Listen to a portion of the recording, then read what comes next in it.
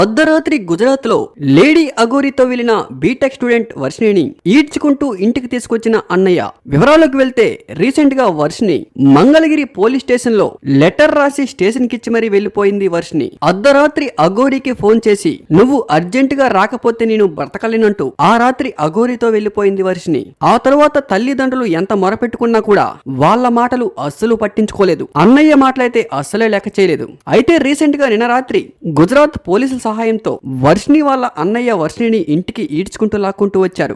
ఎంత కష్టపడి వర్షిణిని తీసుకొస్తున్నా కూడా ఎంత మాత్రానికి కూడా వర్షిణి వాళ్ళ అన్నయ్య మాట వినకుండా నాకు ఇష్టం లేకుండానే ఈ అఘోరి దగ్గర నుంచి నన్ను తీసుకొస్తున్నారంటూ అక్కడ రచ్చరచ్చ చేశారు. అఘోరి నాగసాధు మాత్రం తను వెళ్లిపోతాను అంటే నాకు ఏ ఇబ్బంది లేదు, నేను ఎప్పుడో చెప్పాను తనని వెళ్లిపోమనంటూ రీసెంట్ గా నాగసాధు అఘోరి రిలీజ్ చేసిన వీడియోలో తను చెప్పుకుంటూ వస్తూ ఉన్నారు. అయితే వాళ్ళ అమ్మా నాన్నే వర్షిణిని మొదట్లో పంపించారని, తరువాత ఏమైందో తెలియదు కానీ తర్వాత వీళ్ళందరూ తిరగబడ్డారని, మొదట్లో వర్షిణి నాతో వస్తానంటే వాళ్ళ తల్లిదండ్రుల దగ్గరుండి పంపించారంటూ అఘోరి నాగసాధు రీసెంట్ గా ఇచ్చిన ఇంటర్వ్యూలో చెప్పుకుంటూ వస్తూ ఉన్నారు.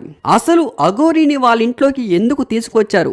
ఏవైనా గుప్త నిధులు వస్తాయని తీసుకొచ్చారా, లేదంటే అఘోరి ఏవైనా పూజలు చేసి పేదరికంలో ఉన్న వాళ్ళని కోటీశ్వరులను చేస్తానన్నారని తీసుకొచ్చారా? ఏదో ఒకటి ఆశించి అఘోరిని ఇంట్లో పెట్టుకుంటే ఉన్నది కూడా ఊడిపోయి ఉన్న పరువు కూడా పోయి ఇప్పుడు రోడ్డు మీదకి వచ్చేసి వర్షిణిని మళ్ళీ తీసుకెళ్లి ఇంట్లో పెట్టుకున్నా కూడా ఎవడైనా వర్షిణిని పెళ్లి చేసుకుంటాడా? ఎందుకంటే ఇప్పటికే తను అఘోరితో బయటికి వెళ్ళిపోయింది. సోషల్ మీడియాలో విపరీతంగా వైరల్ అయింది. తను మైండ్ సెట్ ప్రకారం ఏ టైంలో ఎలా ఉంటుందో ఎవరికి తెలియదు.